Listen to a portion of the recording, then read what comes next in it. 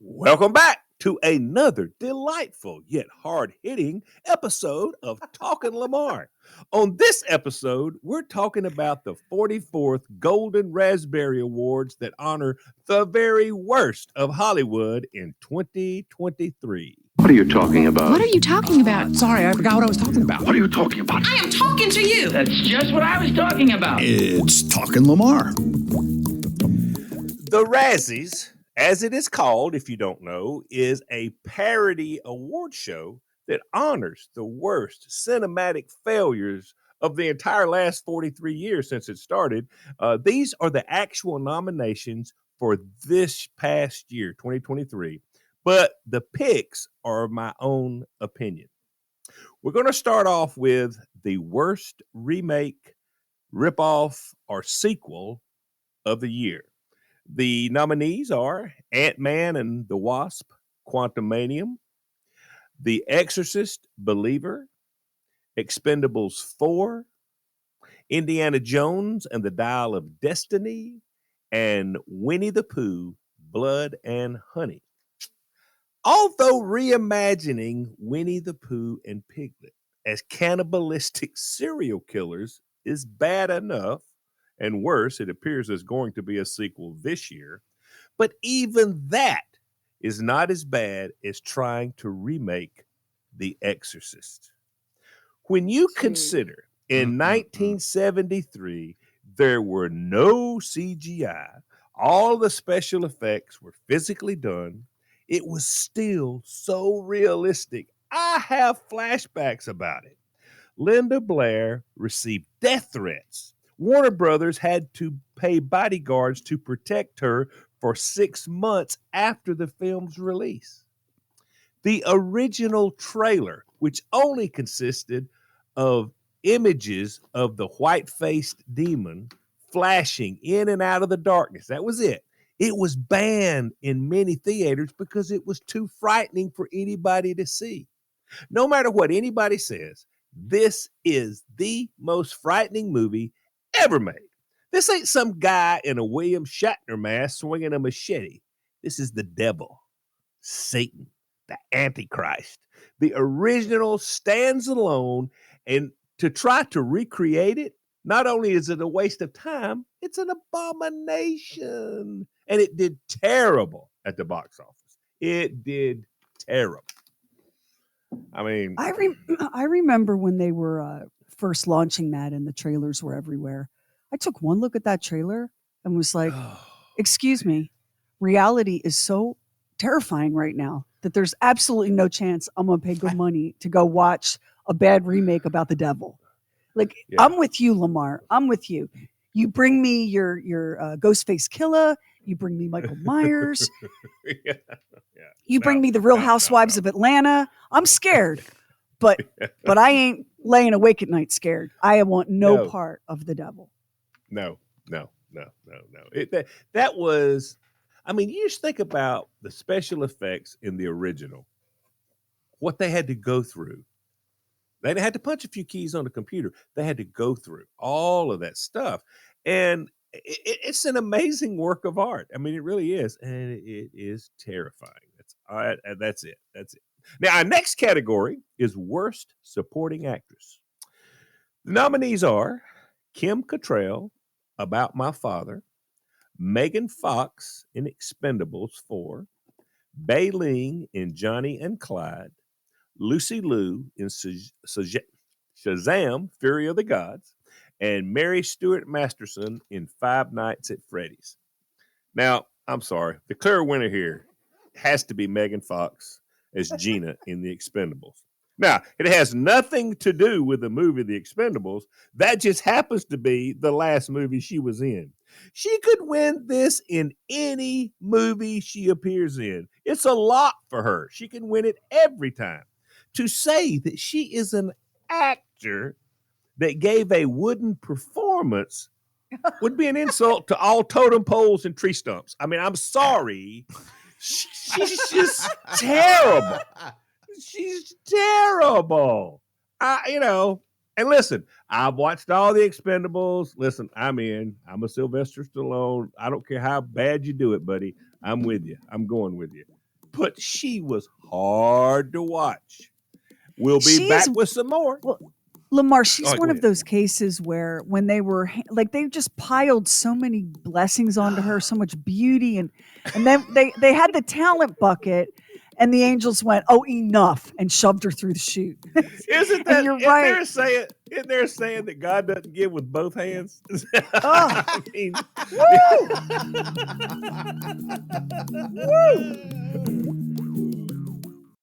welcome back to the Razzies of 2023. Our next category is Worst Actress in a Movie in 2023. Anna de Armas in Ghosted, Megan Fox in Johnny and Clyde, Salma Hayek in Magic Mike's Last Dance, Jennifer Lopez as the mother, and Helen Mirren in Shazam! Fury of the Gods. Okay, this was really Helen easy Mirren. also. Oh, No. We can never say anything bad about Helen Mirren. never. We cannot. No, I can't. Salma Hayek's performance in Magic Mike's Last Dance, her performance was actually worse than the movie, and the movie was very bad. It should have never been made. I guess it was a money grab. I don't know how much money it grabbed, but it should have never been made. And I normally love Salma Hayek. I'm a big fan of hers, but in this movie, she reeks. I mean, she really reeks. And another sad story in this category that you've already mentioned, Sheri, I got to point it out. The great Helen Mirren had to suffer as Hespera in the Shazam movie. It was a terrible part. They dressed her up in some CGI ridiculous deal. Oh, I love her so much. I cannot blame her for this performance. Her performance was the best she could do, looking like a buffoon. Okay. But I too have made some terrible choices in my life. So I'm not going to judge her on a very, very terrible choice. I don't know how they talked her into that. Helen Mirren has been delivering the A+ goods for so long that she can be forgiven if the script came in the mail. She looked at it and said to her husband, Taylor Sheridan, "My God, we could pay off the house." Like, all is forgiven, Helen. Well, and You've here's the given other us thing. so much joy. Has she got grandkids? Probably, Maybe. yeah. Yeah, maybe College, if she's got grandkids. Yeah. Maybe I don't know. When she showed up, I thought, no, don't do it. But she did it. But Salma Hayek, come on, Salma. I mean, she's great in most things that I see her in, Okay. but she was terrible in that. All right. Now, Salma Hayek, I cannot extend the paying off the house grace because she's married to Yes. one of the richest human beings crawling this planet. And she doesn't need the money. Now, she may have read the script and thought, you know what? This is my only chance to be in like a popcorn superhero movie, right? Maybe. And she thought, well, that would be fun. Let me knock that out while I'm walking this world. But yeah, it was surprisingly terrible, wasn't it? Yeah, it really, really was. Really was. All right. Our next category is worst director. And in this case, I think maybe the worst director on the planet in history and for future.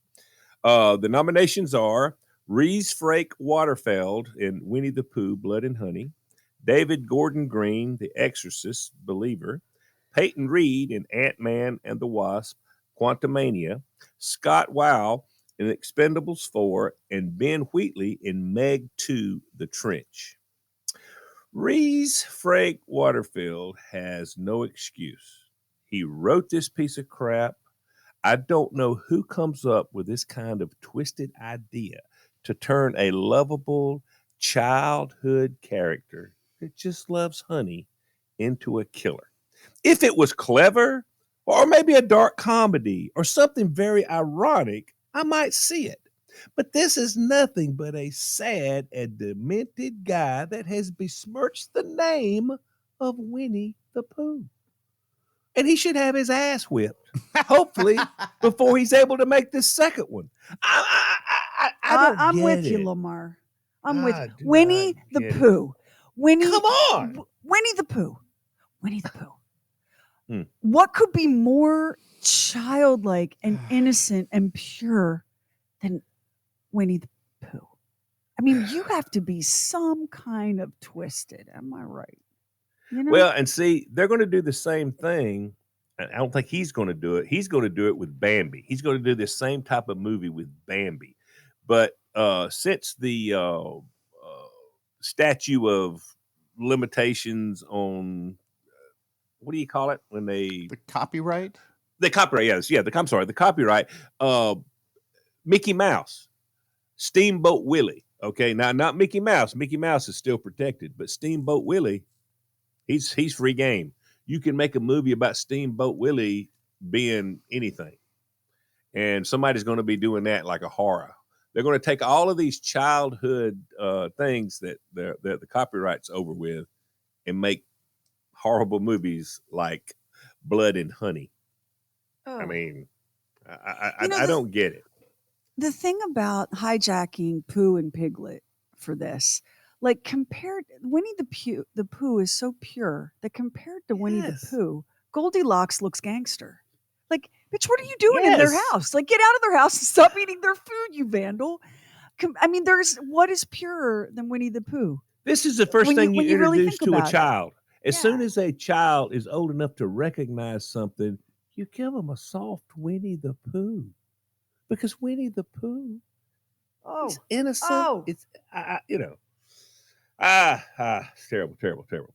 All right, our next category is worst screenplay: The Exorcist, Believer, Expendables, Indiana Jones and the Dial of Destiny, Shazam, Fury of the Gods, and Winnie the Pooh, Blood and Honey. Well, we're going to stay with Winnie the Pooh, Blood and Honey, because this is those movies that say based on a book by. This should not say based on a book by A.A. Milne. Is it Milne or Milne? Yeah. Milne, yeah, A. Milne. It should say mugged in an alley and ripped off from A.A. Okay, I mean, and this whole movie could have been sued by Disney, and it would have probably stopped it because they wouldn't have had the money to fight it. But sadly, they didn't do it. I don't know why they didn't do it. I guess they didn't think it was worth the trouble. But he's not going to stop. He's going to keep preparing all these movies. He's going to develop this whole universe of horror version of beloved childhood characters. And that the Winnie the Pooh, the Blood and Honey 2, it is happening. They're already in production, and they're going to do a Peter Pan's Neverland Nightmare. The Bambi movie is going to be called Bambi: The Reckoning. So I guess Bambi's going to be a bloodthirsty killer deer. I don't know. I don't know, and don't want to know. Isn't it? Here's the thing: isn't Bambi already a horror movie? I mean, it was Oh, funny as a amen. child. Yes. Okay, like what? It's like what more? I am so glad. That I can't handle like slasher gory horror films. Suspense, kill. Like I can handle violence. I don't like all the gratuitous like slice, slice, slice. You know, I hate that. Right? Yeah. I'm really glad that my kids are older now, and I don't have to explain to them why Pooh is doing that. You know? Yes. Which, although I have to say, you guys, there's a really funny tweet that went viral, and you see it sometimes. People screenshot it, and it shows up on Facebook and Threads and every X everywhere. But it's like a 6-year-old says, "Where does Pooh come from?" And so the parent tries to explain, well, when you eat your food, blah blah blah, and then it travels through your tummy, and then it comes out your bottom, and all that. And there's a silence, and the kid goes, "And Tigger?"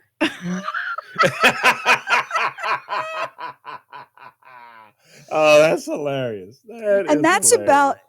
about as nasty as anybody should get with Winnie the Pooh. Yeah, exactly. All right, our next category is worst screen combo.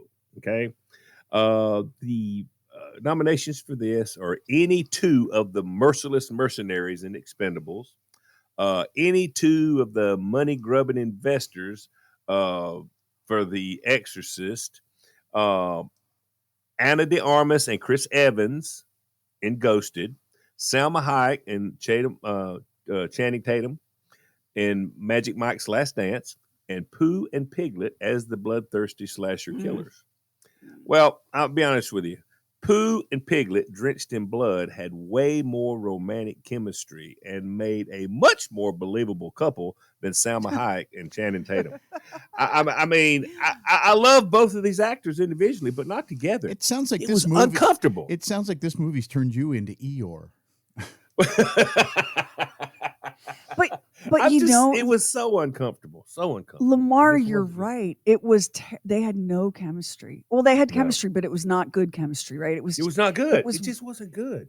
And it wasn't plausible. Like you couldn't force yourself to buy it, could you? No. That you couldn't call that a meet cute for sure. I mean, no. It just, I don't know. It just never, it was never believable. Never believable. Now, we're getting into the regular male actors now. The worst supporting actor. The nominations are Michael Douglas in Ant-Man and the Wasp, Mel Gibson in Confidential Informant, Bill Murray in Ant-Man and the Wasp, Franco Nero in The Pope's Exorcist, and Sylvester Stallone in Expendables. Mel Gibson must have racked up some gambling debts that he had to pay off to make this movie. I don't understand. And even then, even if he was going to make it, could he have put forth just a little effort? The only thing I can figure is maybe he was trying to keep his head down, not do too much acting, and hope that nobody recognized him in this movie. He was terrible. I mean, he just was. He was not. It wasn't. It wasn't. And you know it hurts me. You know it hurts me because I know it does. I love Mel. I know it does. I love Mel. I love Mel. But next category is the worst actor in a movie in 2023. Nominations are Russell Crowe for The Pope's Exorcist, Vin Diesel in Fast X, Chris Evans in Ghosted, Jason Statham in Meg 2, and Jon Voight in Mercy. Vin Diesel has just about run out his string on the Fast franchise. I mean, you just can't keep doing it. You can't keep going. He got rid of The Rock because he lacks the talent to share a screen with The Rock. This time, he brings Jason Momoa in, and Jason Momoa stole all the scenes that he was in. He's gone back to Dwayne Johnson for this next one because Dwayne Johnson was the only thing that saved the franchise.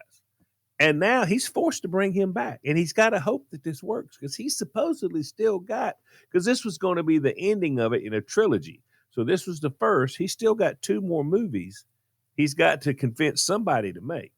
And the box office take is getting lower and lower. You can look through the box office for over the years. It started dropping after the first one. And then when The Rock showed up, Dwayne Johnson, when he showed up, it picked back up. And they stayed pretty steady. And then he kicked him out of this last one. And it doesn't work. It doesn't work. It's enough. We're all tired of it. You're going to the moon in a Buick car. I mean, come on, stop. We're not doing this. Nobody's believing this. So let's just quit talking about that. Yeah. So I think he's done. At what point do we all just say, you know what? We have had an unbelievable run.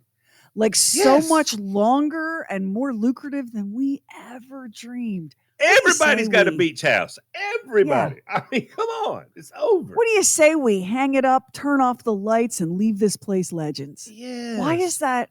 But, I understand. I understand that is probably just the hardest thing in the world to do. The problem here with Fast and Furious, as Bob would say if he were here, what the hell are they so furious about? Slow down. But there does come a point, you're right, where the only thing left to be furious about is their sports car on Mars. Like, we've kind of done everything, right? Yeah, we can't do anything else.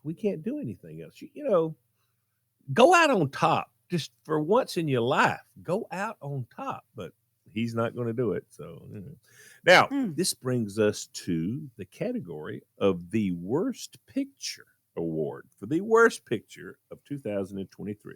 The nominees are The Exorcist Believer, Expendables 4, Meg 2, The Trench, Shazam, Fury of the Gods, Winnie the Pooh, Blood and Honey. Well, it should be no surprise to anybody that the winner of this is Winnie the Pooh, Blood and Honey. This thing cost $100,000 to make, and it took in over $5 million. Now, Yeah, it's over. Yeah, at this point, Fi- Little Miss yeah. Muffet is coming next, Yeah. and she's pissed. You know, with that kind of money, yeah, all bets are off. Yeah. But although this, in the great scheme of Hollywood, is not a lot of money as far as the movie goes, and part of this is because the copyrights were still in effect in a lot of European countries, so it couldn't be released to all the overseas countries. But this still means, and I calculated this, over 333,000 people paid money to see this. This is absolute scientific proof that we are now devolving as a species. I don't know. I need just let me catch my breath. 333,000 people put money put down money. Yes. They left their house and got in their vehicles and they drove to a theater. And then they pulled out some paper money or a card and they spent that money to see this movie. The only thing we can say, guys, it's a number lower than 500,000. That's the only comfort to be taken here. Yep. But this is, if you visualize it, this is multiple stadiums of that amount of people that went to see this. I don't get it. I have to say this, I haven't done a big excessive search, but I personally don't know anybody. That went to see this. I don't know anybody that went to see it. I don't personally know anyone that watched it on streaming. I'm sort of proud because that says a lot for my friend group. It says a whole lot for the people that I have in my life. See, oh my God, Lamar! All I'm thinking is that somebody got high.